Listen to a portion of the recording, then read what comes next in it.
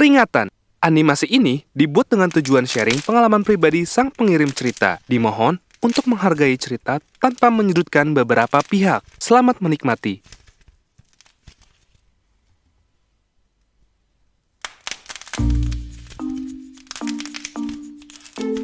Halo pemirsa Gue Punya Cerita.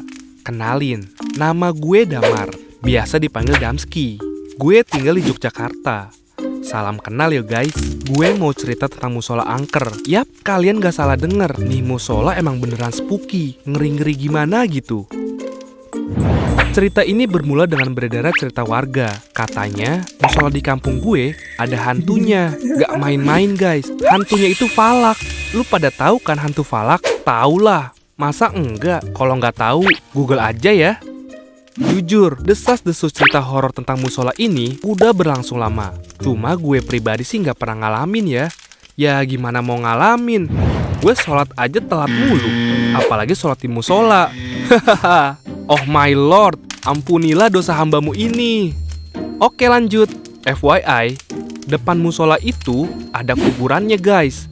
Di samping kuburannya ada rumah. Nah, itu rumah temen gue, namanya Mamat. Dia temen gue dari kecil. Rumahnya Mamat tuh sering banget didoain. Bahkan setiap malam Jumat kali tuh diasinin. Katanya sih, karena rumahnya dekat kuburan, jadi harus dibentengi dengan doa-doa biar makhluk halus tidak bertamu sebelum diundang. Hahaha, canda ya pemirsa.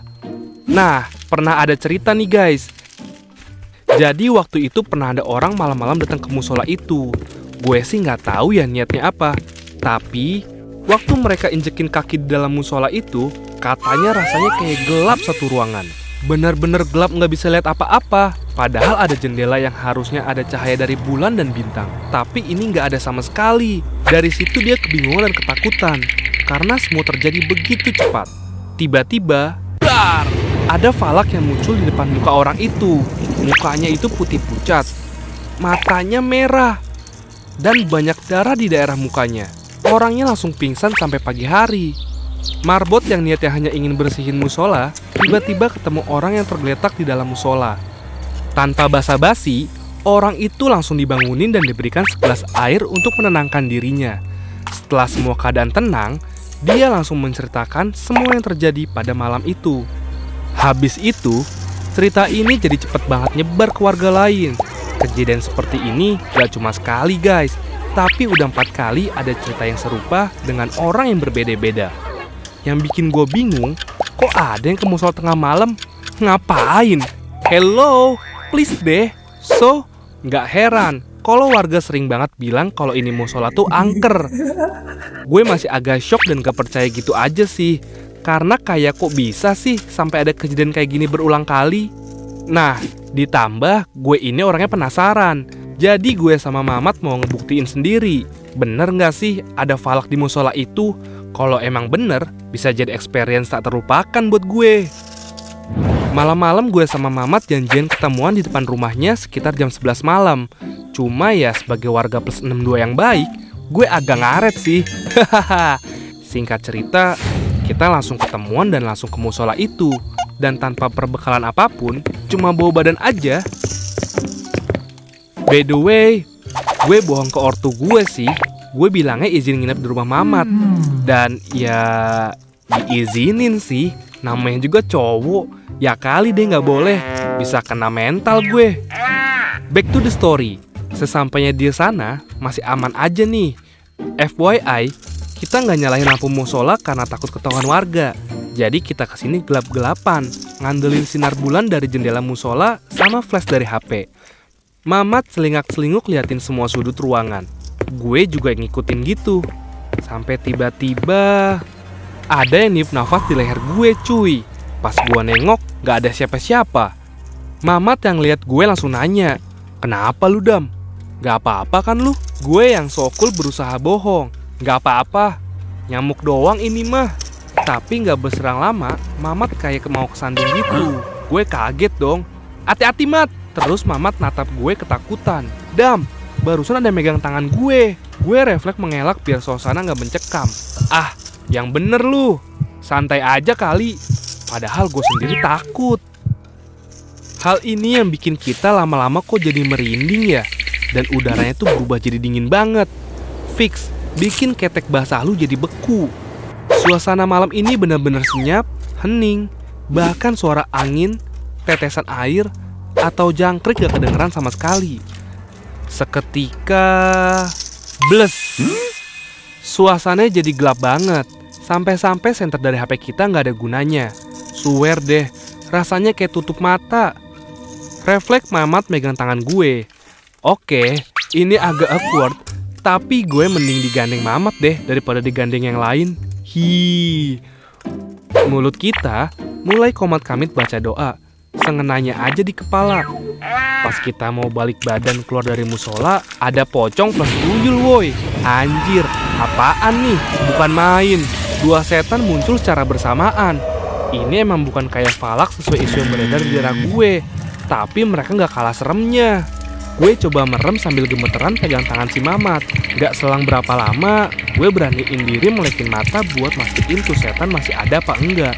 Alhamdulillah, gue liat keadaan aman karena setan tadi udah hilang. Tapi sialnya, waktu gue liat si Mamat, ternyata dia udah pingsan. Anjir, dari tadi gue megangin tangan dia, tapi dianya pingsan. Gue nunduk di sebelah Mamat sambil berusaha sadarin dia. Mat, bangun Mat. Asli, susah banget banguninnya. Padahal gue tabok-tabokin tuh mukanya. Waktu gue masih berusaha bangunin dia, tiba-tiba kayak ada sehelai kain yang nyentuh persis belakang gue.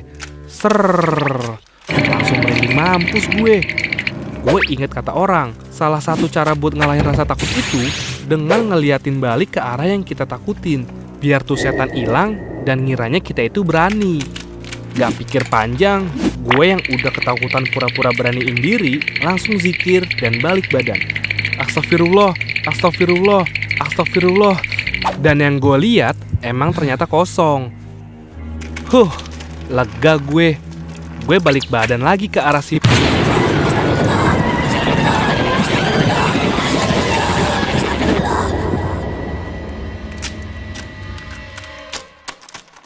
Tanpa kita sadari, ternyata kita berdua pingsan di sana. Nah, kita tuh terbangun sekitar jam 4:30, di mana ada marbot yang nemuin kita. Gawat. Gue takut aja diaduin sama ortu gue. Parahnya lagi, gue bakalan malu kalau jadi omongan warga karena pingsan di musola. Anehnya, pas gue bangun itu musolanya nggak bener-bener gelap kayak sebelumnya. Sekarang tuh ada cahaya yang masuk lewat jendela, jadi sekeliling kita tuh kelihatan. Akhirnya, kita memutuskan untuk wudhu dan ikut sholat subuh di dalam keadaan yang masih linglung. Kosong rasanya. Abis itu, kita pulang deh ke rumah masing-masing. Sampailah nih gue di rumah, gue awalnya mau cerita ke ortu gue. Tapi gue keep aja deh, takut kena omel. Ampun deh, gue gak lagi-lagi gue nantangin setan. Tobat.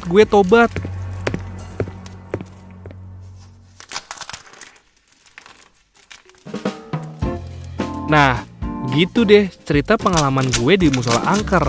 Pesan dari gue, jangan pernah nantangin sesuatu yang bukan di ranah kita. Kalau dengar cerita-cerita mistis, ya cukup didengar aja. Jangan dicari tahu lebih lanjut. Ntar yang ada jadi kayak gue.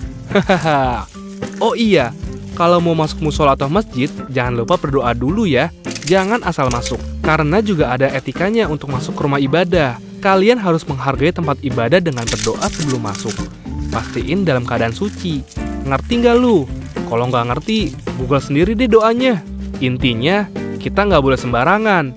Dari sini gue belajar banyak hal. Demi apapun, gue bener-bener kapok. Kita ini hidup berdampingan dengan makhluk gaib. Udah seharusnya kita nggak cari gara-gara dengan mengganggunya. Segitu dulu pengalaman horor gue di musola angker. Sampai jumpa. Jangan lupa subscribe di channel Gue Punya Cerita ya.